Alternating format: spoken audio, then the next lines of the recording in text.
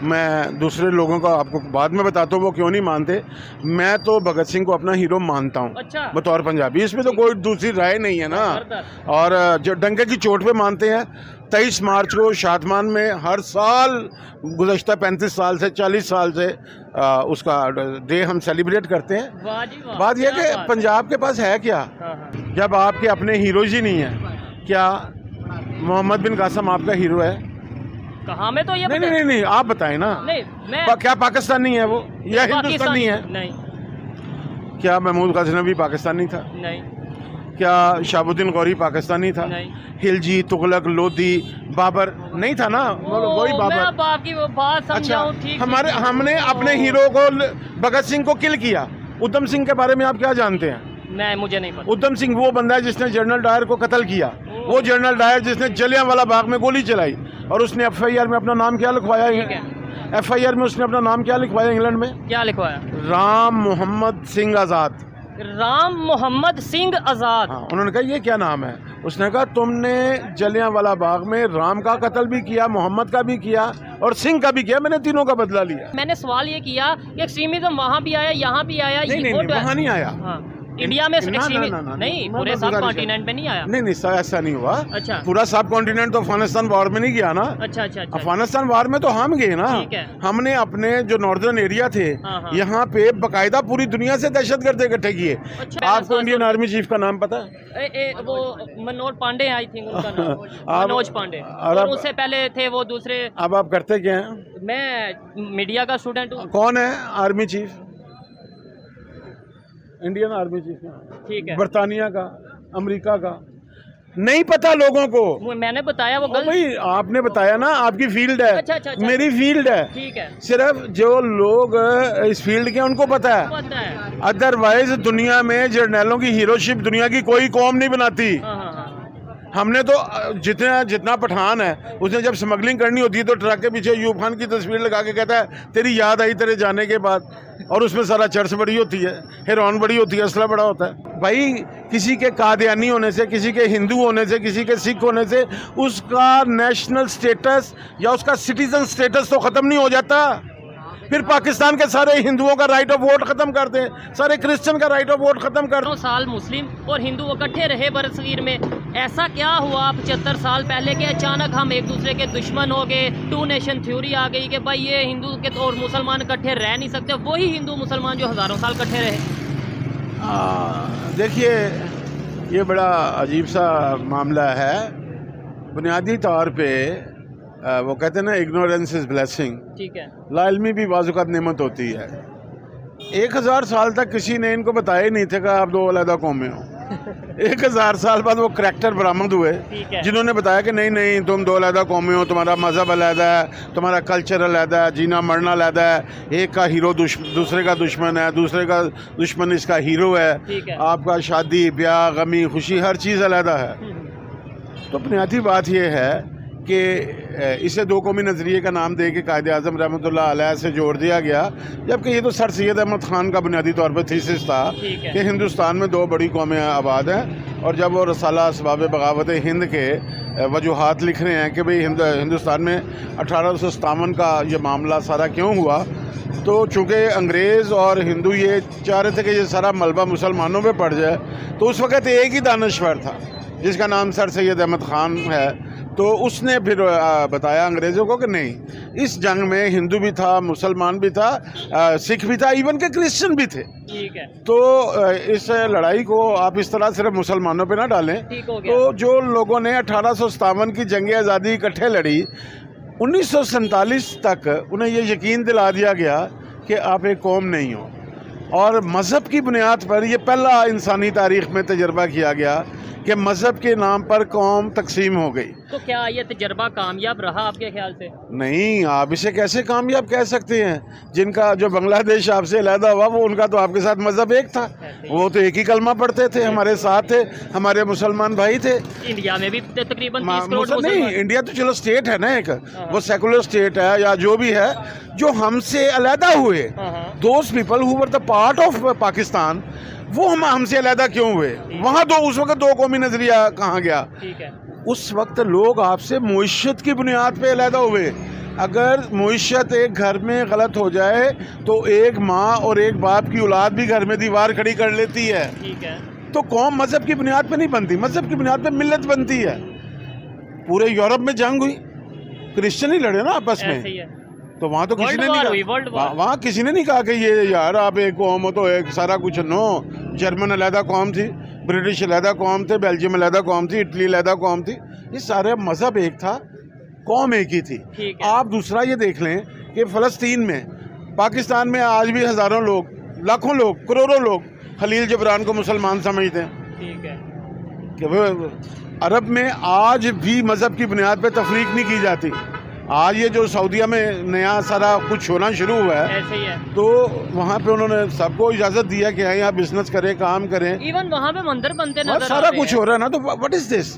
बुनियादी तौर पे आपके दो कौमी नज़रिए की निगेशन यहाँ तो 71 में बंगालियों ने कर दी, ठीक है ना। ठीक है। और आलमी सतह पे आप सऊदीया कह रहे हैं, आप कह रहे हैं कि हम इसराइल को मानेंगे नहीं। ठीक है, तो उन्होंने वो इसराइल को भी माना और नहीं, जिसको आप हीरो मानते हैं उर्दगान, 1948 में टर्की ने माना सबसे पहले, 48 में इसराइल बना, 48 में ही टर्की ने उसे तस्लीम कर लिया। ठीक हो गया। और वो हमारे दोस्त हैं, खुद वो तस्लीम करके बैठे हुए हैं, दुनिया की हर फैसिलिटी ले रहे हैं। ठीक है। और हमें हमारे हाथ में परचम दिया हुआ मुस्लिम उम्मा का कि ये आपने संभाल के रखना है। अपने बच्चे भी कत्ल करवाओ, उन्हें जहालत में धकेल दो, उन्हें भूख से मरवा दो, वो हमारे बुजुर्ग एरियाँ रगड़ रगड़ के अस्पतालों में बगैर इलाज के मर जाए, मगर ये तुमने जंग बना के रखनी है। जब आप दुनिया में लोगों के साथ, दुनिया अमन की तरफ जा रही है, आपको जाना पड़ेगा, नो डाउट। और अभी अमन की बातें शुरू होना भी चाहिए, हो भी रही हैं। मुझे ये बताया, आपने बोला कि खुद उन्होंने रिलेशन बेहतर कर लिए, खुद उन्होंने इसराइल को एक्सेप्ट कर लिया और हमें परचम लहरा दिया, पकड़ा दिया कि आप ये करो। दूसरे नंबर पे आपने बात की जहालत की। एक्सट्रीमिज्म की बात करें, वो कब आया यहाँ पे, या ओवरऑल बरसगीर में एक्सट्रीमिज्म कब आया? देखिए, अगर आप एक्सट्रीमिज्म की बुनियादें देखेंगे ना, मैं बरसगीर की बात, मैं सब कॉन्टिनेंट की बात कर रहा हूँ, तो वो 1707 में औरंगजेब आलमगीर नाम का एक शख्स जी जी दुनिया से रुखसत हो रहा है, जो एक आखिरी बड़ा मुगल बादशाह था, ठीक है। और 1707 में एक दूसरा करैक्टर पैदा हो रहा है, उसका नाम था शाह वलीउल्लाह। ठीक है। ये पहला शख्स था जिसने हिंदुस्तान में एक्सट्रीमिज्म की बुनियाद रखी। ठीक हो गया, शाह वलीउल्लाह। हाँ, अब उनकी किताबें पढ़ लें तो उन्हें हीरो मानते हैं, आप कह रहे हैं एक्सट्रीमिज्म की बुनियाद रखी। तो बात यह है कि आप जिसने करारदाद पाकिस्तान पेश की, AK फजले हक, जब हम छोटे थे तो उस वक़्त वो हीरो था। ऐसे ही है। ठीक है ना। ऐसे ही है। तो जिसने जगतू फ्रंट बना के वहाँ से खाना ख़राब किया बांग्लादेश में, मुजीबुर रहमान कौन था? मुजीबुर रहमान गद्दार है या हीरो है आपका? जाहिर बात है, अब तो गद्दार के ना, but he was the president of MSF east Pakistan nominated by कायदे आज़म मोहम्मद अली जिन्ना, मुस्लिम लीग का, मतलब वो प्रेसिडेंट रह चुके हैं इस पाकिस्तान के। और हुसैन शेषोरवर्दी कौन थे? कायदे आज़म के राइट आर्म थे। ऐसे ही है। AK फजले हक कौन था? जिसने 23 मार्च 1940 को करारदाद पेश की। और यही लोग थे जिन्होंने जगतू फ्रंट बना के 1954 के इलेक्शन में आपको वहाँ से निकाला। 300 आपने वहाँ 310 नशिस्तों में से मुस्लिम कायदे आज़म की मुस्लिम लीग ने सिर्फ 9 नशिस्तें जीती। ठीक है। जबकि हाउस में ग्रुप के लिए वहाँ पे 10 सीटें चाहिए थी, आप तो एक ग्रुप ना बन सके। वो तो 54 में ज़हनी तौर पे आपसे अलहदा हो गए थे। आपने पहले गोली चलाई उन पर ज़ुबान की बुनियाद पे, जो 7 करोड़ जो एक ज़ुबान बोलते थे, एक ज़ुबान बोलते थे, इधर बोलते थे, इधर 5 करोड़ या ये 7 ज़ुबानें बोलते थे। तो आपने कहा चलेगी, आपने कहा चलेगी ये, तो फिर ऐसा कौमों के दरमियान नहीं होता। एक्सट्रीमिज्म की बात हो रही थी। फिर देखें, अब अगर इंडिया पाकिस्तान की बात करें, क्योंकि इंडो पाक पे बात कर रहे हैं, इंडिया पाकिस्तान, इंडिया में भी मुसलमान मौजूद हैं, पाकिस्तान में भी मुसलमान मौजूद हैं। दुनिया जितनी तेजी से डेवलपमेंट की तरफ जा रही है, एक्सट्रीमिज्म पूरे सब कॉन्टिनेंट में अगर आया, लेट्स सपोज जब भी आया, ठीक है, जो आपने बताया, अभी दूसरी दुनिया जो सी है, अगर इंडिया की बात करें, वो IT में बहुत तेज़ी से ग्रो कर रही है, वो मेडिकल में बहुत तेज़ी से ग्रो कर रही है, वो अपना जो सा दूसरे जितने भी फील्ड्स हैं, अगर इंटेलिजेंस की बात करें, उसमें आर्टिफिशियल इंटेलिजेंस की बहुत तेज़ी से ग्रो कर रही है। हमारे यहाँ पे ये चीज़ें क्यों नहीं, मतलब हम भी चलें थोड़ा सा बेहतरी की तरफ तो आते। देखिए भाई, आप अगर गंदम बीजेंगे तो चावल तो नहीं होगा पैदा, ठीक है ना। उन्होंने जो बीजा वो फसलें ले रहे हैं। ठीक है। आपने शाहदौला के चूहे पैदा किए अपने सिलेबस के ज़रिए, अपने निज़ाम तालीम के ज़रिए, और आज वही नस्ल आपके सामने खड़ी है, ठीक है। आपने मिस्टर जना के नैरेटिव को बर्बाद किया, आपने मिस्टर जिन्ना की आखिरी तकरीर अगर सुनी हो या पढ़ी हो जी, जी। 11 अगस्त 1947 की, तो मिस्टर जिन्ना का नैरेटिव बिल्कुल क्लियर है कि वो किस तरह की रियासत चाहते थे। ठीक है। और वो सीधा कह रहे हैं कि आपको अल्लाह ताला ने ये मुल्क दे दिया है, तो अब आप सारे equal citizen of the state हो। ठीक हो गया, ठीक है ना? लेकिन एक सवाल ये पैदा उठता है, फिर दोबारा एक मेरे माइंड में क्वेश्चन है वो करेंगे। सो आपने बोला, मिस्टर जिन्ना ने बोला सब इक्वल हैं, चाहे हिंदू हैं, मुस्लिम हैं, क्रिश्चियन हैं, जो भी हैं सब इक्वल हैं, ठीक है। लेकिन 1947 से पहले वही जिन्ना साहब कहते नजर आ रहे थे कि भाई हिंदू मुस्लिम इकट्ठे नहीं रह सकते, मतलब पाकिस्तान में इकट्ठे रह सकते हैं। मैं गुजारिश करता नहीं, हूँ, मेरा सवाल समझे। हाँ मैं समझ गया। गुजारिश ये है कि जो लीडर होता है ना, पॉलिटिकल लीडर, जब वो स्टेज पे बात कर रहा होता है ना, स्टेज पे पब्लिक मीटिंग पे कर रहा होता है ना, तो उस वक्त वो अवामी ख्वाहिशात को एड्रेस कर रहा होता है। उस वक्त वो अवामी ख्वाहिशात से मुतज़ाद या मुतसादम नहीं चलता, ठीक है, दुनिया का कोई भी लीडर। ठीक है।